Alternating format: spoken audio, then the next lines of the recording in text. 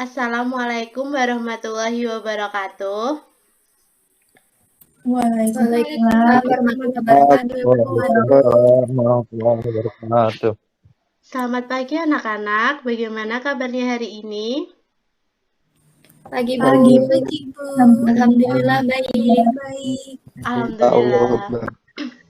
Kalau begitu, sebelum kita memulai pembelajaran pada pagi hari ini, alangkah lebih baiknya kita berdoa terlebih dahulu. Kepada Mbak Mutia, silakan untuk memimpin doa. Baik Ibu, mari teman-teman sebelum pembelajaran dimulai kita berdoa terlebih dahulu. Berdoa dimulai. Berdoa selesai. Baik, terima kasih kepada Mbak Mutia yang sudah memimpin doa. Oh ya, anak-anak jangan lupa untuk melakukan presensi pada link Google Formulir yang sudah Ibu kirimkan melalui WhatsApp Group. Nah, sebelum Baik Bu. lanjut, kita menyanyikan lagu Indonesia Raya terlebih dahulu ya. Indonesia, tanah air, tanah tumpah darahku. Sanalah aku berdiri, jadi panduanku. Indonesia, kebersamaan, bangsa dan tanah air. Marilah kita bersama, Indonesia bersatu. Selanjutnya, Ibu akan mengecek kegiatan literasi kalian dengan kalian mengirimkan judul buku bacaan melalui WhatsApp Group ya. Selanjutnya, Ibu mau bertanya, adakah yang masih ingat kemarin kita mempelajari apa saja? Saya Bu, Ya, apa Maya? jadi kemarin sudah belajar tentang menggali isi dan amanat pantun. Iya, pintar sekali. Masih pada ingat ya berarti. Nah, untuk sekarang kita akan belajar tentang teks non-fiksi dan juga menemukan pokok pikiran pada teks non-fiksi.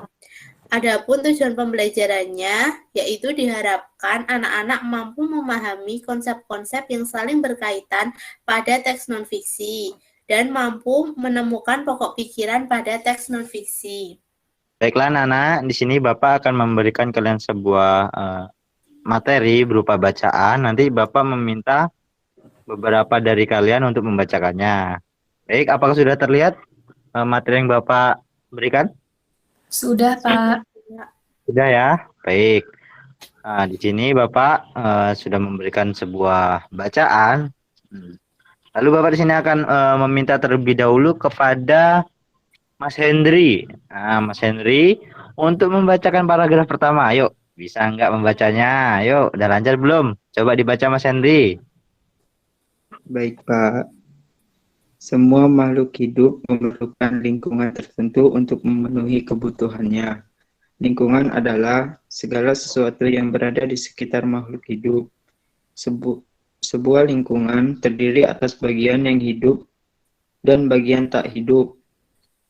Bagian yang hidup di sebuah lingkungan terdiri atas tumbuhan, hewan, dan makhluk hidup lainnya. Bagian lingkungan yang tak hidup terdiri atas cahaya matahari, air, udara, dan tanah. Iya, pinter Mas Hendri. Di rumah sering membaca ya, Mas? Sudah lancar membacanya? Ya, bagus. Pak. Iya, mantap. Lalu untuk paragraf kedua, Bapak ingin ke Mbak Rara. Nah, Mbak Rara bisa membacakan, Mbak? Apakah Mbak Rara ada? Oh iya, silahkan baca, Mbak. Cahaya matahari dapat menghangatkan udara, air, dan tanah agar mencapai suhu yang sesuai Tuhan hidup. Cahaya matahari juga membantu tumbuhan membuat makanan.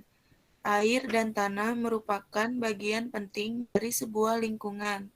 Air yang turun dalam bentuk hujan meresap ke dalam tanah. Air di dalam tanah ini akan dimanfaatkan oleh tumbuhan yang hidup di atasnya dan makhluk hidup kecil lain yang hidup di dalam tanah. Iya, terima kasih Mbak Rara. Baik, sebentar Bapak carikan materi lagi. Nah, ini sudah terlihat? Sudah, Pak. Sudah, Pak. Iya, karena Mbak Dia yang menjawab, coba Mbak Dia dibacakan itu paragraf ketiganya. Baik, Pak. Bagian hidup dan tak hidup di sebuah lingkungan saling berinteraksi dan saling bergantung satu sama lain. Interaksi antara makhluk hidup dan benda-benda tak hidup di sebuah lingkungan disebut ekosistem. Ekosistem tersusun atas individu, populasi, dan komunitas. Sudah, Pak. Iya. Nah, untuk yang terakhir ini coba Bapak minta kepada Mbak Mutia untuk membacakannya. Coba Mbak Mutia dibaca, Mbak. Baik, Pak. Individu adalah makhluk hidup tunggal, misalnya seekor kambing, seekor burung, dan sebuah pohon cemara. Tempat individu tinggal disebut habitat. Populasi adalah kumpulan individu sejenis yang menempati suatu daerah tertentu. Contohnya, di sebuah kolam terdapat populasi ikan, populasi tumbuhan teratai, dan populasi lumut. Sementara itu, komunitas adalah populasi makhluk hidup di suatu daerah tertentu. Contohnya, komunitas adalah komunitas sungai dan komunitas padang rumput. Iya, terima kasih yang kepada murid-murid yang sudah membacakan materi yang telah Bapak berikan. Sudah bagus semua cara membacanya, namun ditingkatkan lagi untuk kecepatan membacanya ya. Sering berlatih di rumah. Baik, Baik, Pak.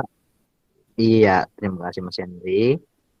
Dari bacaan yang telah dibacakan oleh teman-teman kalian tadi, adakah yang masih belum paham?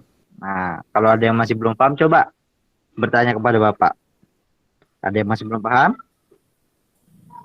Sudah, Pak. Sudah, Pak. Sudah. Iya, terima kasih.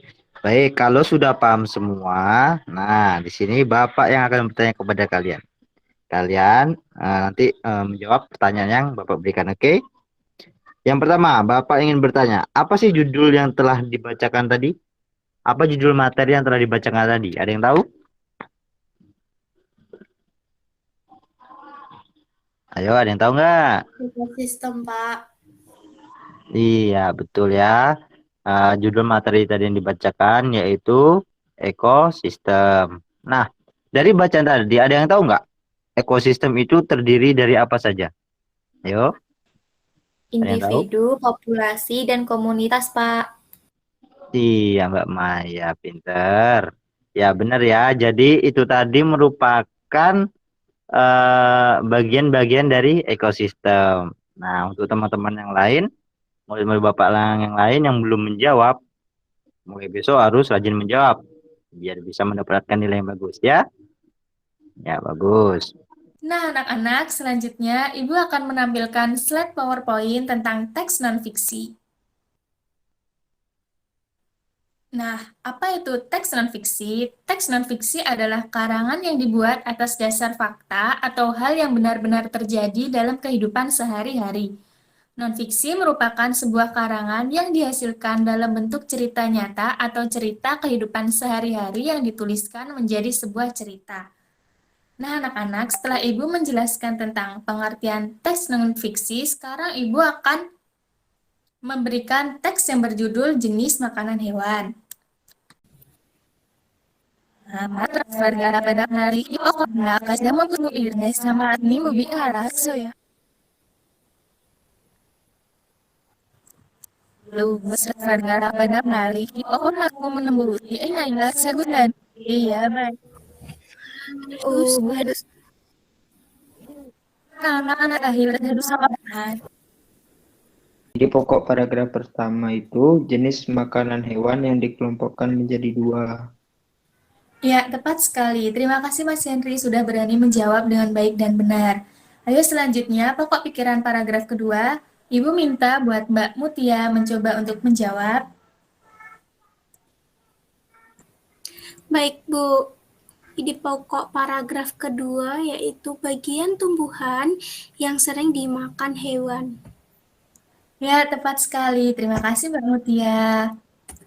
Baik, Dan Bu. untuk paragraf ketiga, Ibu minta untuk Mbak Maya menemukan pokok pikiran pada paragraf tersebut. Ayo silakan Mbak Maya. Baik, Bu. Jadi, paragraf ketiga pokok pikirannya, hewan yang kecil menjadi mangsa hewan yang lebih besar. Ya, tepat sekali. Terima kasih anak-anak yang sudah berani menjawab dengan baik dan benar. Nah, selanjutnya, Ibu akan memberikan penjelasan tentang bagaimana menemukan pokok pikiran pada teks non-fiksi. Nah, Ibu akan menjelaskan tentang bagaimana menentukan ide pokok dalam teks non-fiksi. Ide pokok adalah inti permasalahan dari suatu teks, dan ide pokok berisi gagasan dasar mengenai suatu hal atau kejadian yang ingin disampaikan oleh pembuat teks, dan untuk dapat menemukan ide pokok dari teks, perlu membaca teks dengan seksama. Jadi, sebelum kita menemukan pokok pikiran, kita harus bisa membaca teks tersebut dan memahaminya ya anak-anak. Nah, anak-anak, setelah Ibu menjelaskan materi tentang teks non-fiksi, selanjutnya Ibu akan memberikan LKPD kepada kalian untuk kalian kerjakan ya. Nah, apakah LKPD-nya sudah terlihat di dalam slide kalian, anak-anak? Sudah, Bu. Ya, baik. LKPD ini berfungsi untuk mengukur sejauh mana kalian paham tentang materi yang telah Ibu jelaskan tadi. Paham, anak-anak? Paham, Bu? Nah, setelah itu, dari hasil teks non-fiksi yang telah kalian buat, sekarang Ibu minta buat salah satu dari kalian untuk membacakan teks hasil non-fiksi yang telah kalian buat. Ayo sekarang Ibu minta Mbak Fioni Rara untuk membacakan hasil teks tersebut. Apakah ada Mbak Fioni?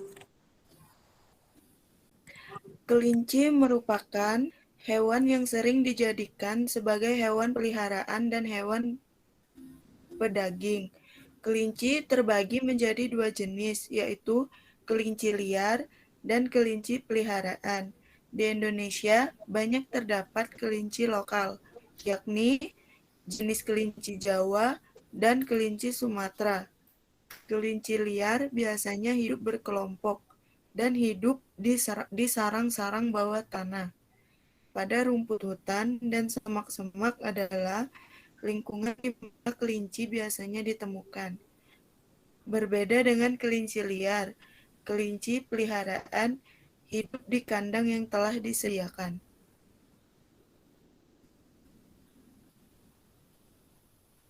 Terima kasih Mbak Rara telah berani untuk membacakan teks hasil non-fiksi yang kamu buat ya. Anak-anak, alhamdulillah pembelajaran pada pertemuan ini sudah selesai. Sebelum Ibu menyimpulkan, apakah ada dari kalian yang ingin mencoba menyimpulkan? Tidak, Bu. Tidak, Bu. Baik kalau begitu. Jadi kesimpulan pembelajaran pada pagi hari ini yaitu kita sudah belajar tentang teks non-fiksi. Teks non-fiksi merupakan karangan yang dibuat atas dasar fakta atau hal yang benar-benar terjadi dalam kehidupan sehari-hari. Non-fiksi merupakan sebuah karangan yang dihasilkan dalam bentuk cerita nyata atau cerita kehidupan sehari-hari yang dituliskan menjadi sebuah cerita. Nah, anak-anak, setelah itu Ibu akan membagikan link soal evaluasi untuk kalian kerjakan melalui Google Form ya. Baik, Bu. Baik, untuk selanjutnya Ibu akan melakukan refleksi. Jadi hari ini kita sudah belajar tentang apa saja?